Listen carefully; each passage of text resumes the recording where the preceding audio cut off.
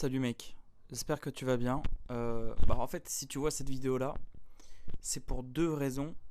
La première, c'est que je bosse beaucoup. Les amoureux de la France reconnaîtront évidemment le modèle de ce cache culbuteur.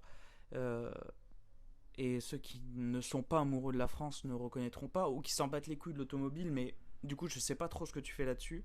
Enfin, je vois à peu près, parce qu'aujourd'hui, on va pas parler de ça, ni de la portière arrière, même si je te laisse dans les commentaires, évidemment, dire c'est quel modèle, et de mettre ton plus beau pouce bleu et de t'abonner à la chaîne, parce que 90% des gens ne sont pas abonnés à la chaîne, et ça, c'est pas normal. Je suis assis sur quelque chose qui s'appelle une caisse à outils, et qui est évidemment marqué dans le titre, donc forcément, si t'es pas trop con, tu te dis le mec va faire une vidéo sur la caisse à outils.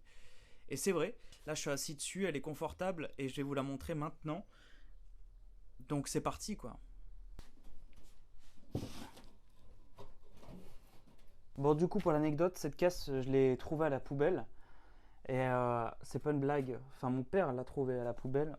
Et c'est une bonne caisse. En vrai, c'est une bonne caisse. Le seul problème, c'est qu'elle a un peu de la corrosion de surface et que elle mérite un bon nettoyage. Ce qui vaut le coup, c'est de faire une caisse à outils spécifiquement pour le véhicule que je suis en train de restaurer et qui va être bientôt sur la chaîne et qui explique pourquoi je sors cette vidéo là en fait, parce que ben il y a trop de choses en fait. Là j'ai commencé le montage et tout et je me rends compte que c'est pas possible de sortir la vidéo demain, donc dimanche quelque chose et quelques juin. Voilà, et le problème c'est que je peux pas la sortir. J'ai pas avancé sur le carbu, des trucs à la con comme ça. Là, j'ai fait le cache culbuteur parce que je me faisais chier. Le carbu, j'ai pas pu avancer. Euh, Là, j'ai reçu enfin les pièces pour le démarrage, mais il faut que je fasse le faisceau de la bobine d'allumage, pardon. Donc, il y a vraiment du boulot. Mais c'est pas grave. Donc, on va faire cette petite caisse en attendant. Ça fera genre 2 semaines d'attente au moins. Et vous savez qu'il y a un gros projet. En fait, vraiment, les étapes que je vais faire vont être extrêmement simples. C'est ponçage, prendre du 400, un truc comme ça. Je crois que de toute façon, j'ai que du 400. Donc, et je veux dire, ça sera une caisse à outils qui servira juste pour la. J'ai leak le modèle de la voiture. Bon, après, l'avantage, c'est qu'on est en post-prod, donc vous saurez quand même pas. Du coup, ce qu'on va faire en premier, c'est d'abord poncer cette petite caisse à outils, faire quelque chose de très propre, très clean, enlever la rouille de corrosion le plus possible et l'ancienne peinture, la poncer de telle manière à avoir une bonne accroche. Ensuite, on met le convertisseur de rouille qui permet de stopper la rouille nette.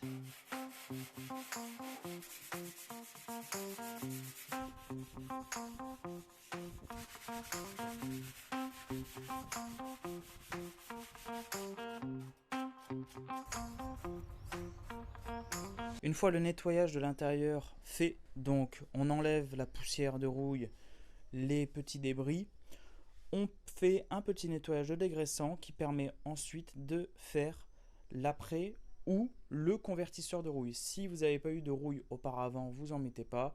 Sinon, vous mettez convertisseur de rouille qui fait primaire en même temps. Donc c'est l'avantage d'un 2 en 1. Donc moi, j'éviterai de remettre un après par-dessus. N'hésitez pas à prendre des chiffons qui ne servent à rien et à bien nettoyer. Une fois que vous avez laissé le dégraissant agir un petit peu partout, au pinceau. Vous prenez cette petite bombe là qui est un convertisseur primeur, donc qui fait anti-rouille, donc qui bloque l'étape d'une oxydation et également aussi qui fait après. Donc voilà, je veux dire pour le prix, soit vous avez l'après de base chez Action, soit vous avez celui-là, autant prendre celui-là. Donc maintenant ce qu'on va faire, c'est qu'on va en mettre deux partout. C'est un color, on verra pas la différence en termes de couleur. Il en existe avec des couleurs si vous souhaitez, peu importe. Donc on en met un petit peu partout, on attend. Et ensuite, on met la peinture de radiateur. Et au moins, du coup, ça fera vraiment quelque chose de propre.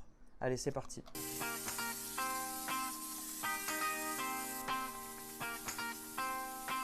Du coup, moi, ce que je vais faire, c'est que je ne vais pas reponcer par-dessus. Alors, vous avez le choix. Soit vous le faites et ça permet vraiment de faire une petite correction en plus, de lisser davantage et d'avoir une peinture vraiment lisse. Soit vous ne le faites pas. Moi, je ne vais pas le faire. C'est une caisse à outils, je m'en fous. Par contre, pour une carrosserie, il faudra évidemment repasser par-dessus. Par-dessus l'après. Donc maintenant ce qu'on va faire, c'est que vous allez acheter une petite bombe comme ça, qui est pas trop mal, et que j'ai fait également pour un boîtier de filtre à air. Souvent les anciens radiateurs des années 50-60 ont un petit aspect granuleux. Voilà, et dans l'idée, c'est une peinture faite pour ça. Donc on va retrouver cet aspect et ça permettra par exemple de camoufler beaucoup plus les imperfections qu'on peut avoir sur la boîte, étant donné que je n'ai pas reponcé par-dessus. Maintenant, on va passer la couche de peinture en bombe à l'intérieur. On va faire une première couche légère, également en extérieur, et par la suite, on fera une couche un petit peu plus épaisse qui permettra vraiment de s'agripper à la première couche. Après, en termes de sécurité de pays, si vous avez des problèmes d'irritation, n'hésitez pas à mettre des lunettes. Le masque obligatoire quoi qu'il arrive, ça c'est vraiment important parce que sinon vous allez avoir des problèmes à la gorge et c'est terrible. Voilà. Et le mieux c'est de fumer et ensuite mettre la bombe sans masque. Alors ça c'est vraiment le combo ultime.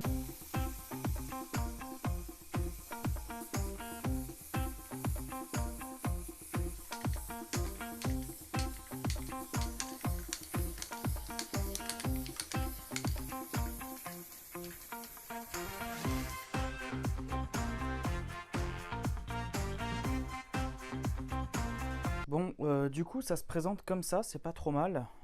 C'est même plus que pas trop mal, je suis vraiment content.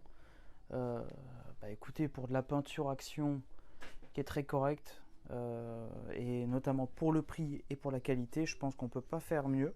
Franchement, je m'attendais pas à un résultat aussi bon. Évidemment, je peux faire encore mieux, c'est-à-dire qu'il faudrait que je ponce l'après, que je fasse vraiment une préparation la plus clean possible. Mais là, ça va être une caisse à outils pour une vieille Peugeot et bah, j'aime bien son charme, quoi. Alors, il y a des petites, voilà, il y a des petits résidus, mais ça, faut frotter et ça part tout seul.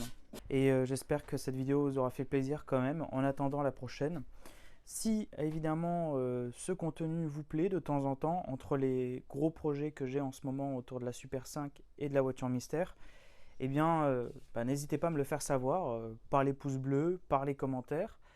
Si vous avez aussi d'autres astuces, peut-être pour aller beaucoup plus vite dans le processus de ponçage, donc au lieu de poncer, peut-être meuler ou peut-être utiliser un décapant chimique. Voilà, n'hésitez pas, je prends tous les conseils. Merci à tous d'avoir suivi cette petite vidéo qui était sympathique. Pour un petit dimanche, ça fait toujours du bien. Et au moins, ça augmente le référencement pour les prochaines vidéos qui vont être très intéressantes. Je vous souhaite une bonne soirée et à la prochaine.